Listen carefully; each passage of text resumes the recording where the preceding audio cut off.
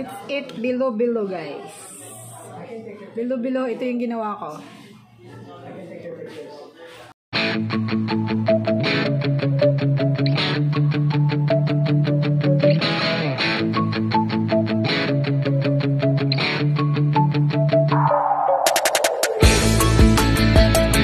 Hey guys, ito ang ating ingredients, banana saba, tapos yung ating glutinous rice flour, tapos yung una at pangalawang gata natin, then yung ating washed sugar, tapos yung ating sago guys, luto na yung binili ko. So tara, mag-start na tayong magluto. So ganito ginagawa ko guys, yan yung pangalawang gata, naglagay lang ako sa kaldero, tapos pakukuluin ko muna yan siya guys. Yan, pag kumulo na, nilalagay ko una ang saging na saba.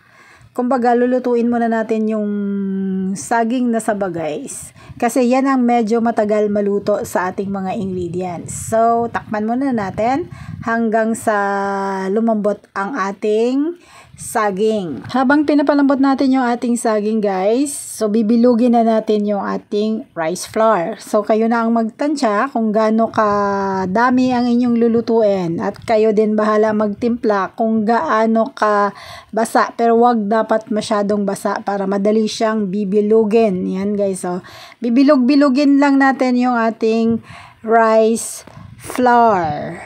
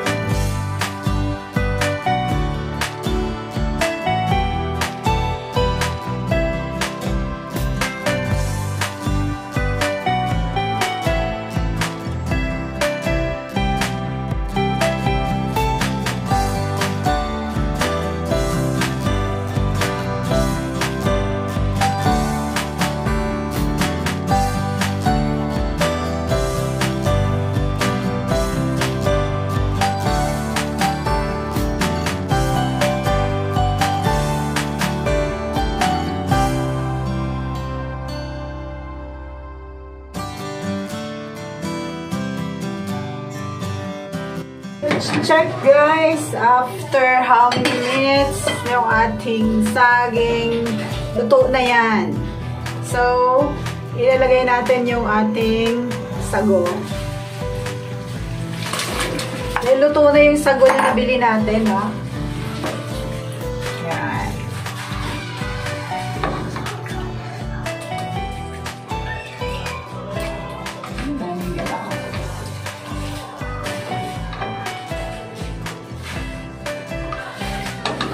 Then, pakukuluin natin ito. Pakuluin natin ng sandali. Takpan!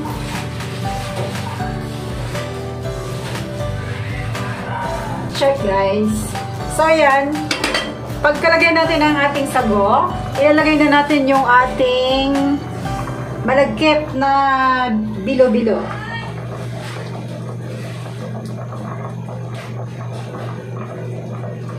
Ito guys, oh. Ilalagay na natin ito sa isa.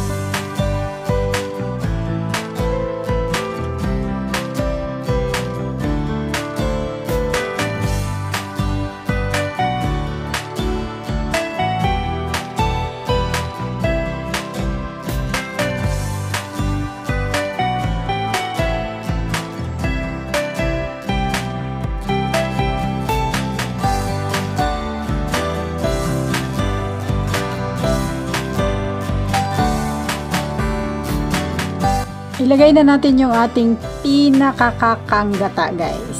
Sa pinakahuli ko talaga nilalagay yung aking kakang gata, guys, ha. Tapos, pakukuluin ko lang yan ng kahit isang kulo lang. Then, luto na yung ating bilo-bilo.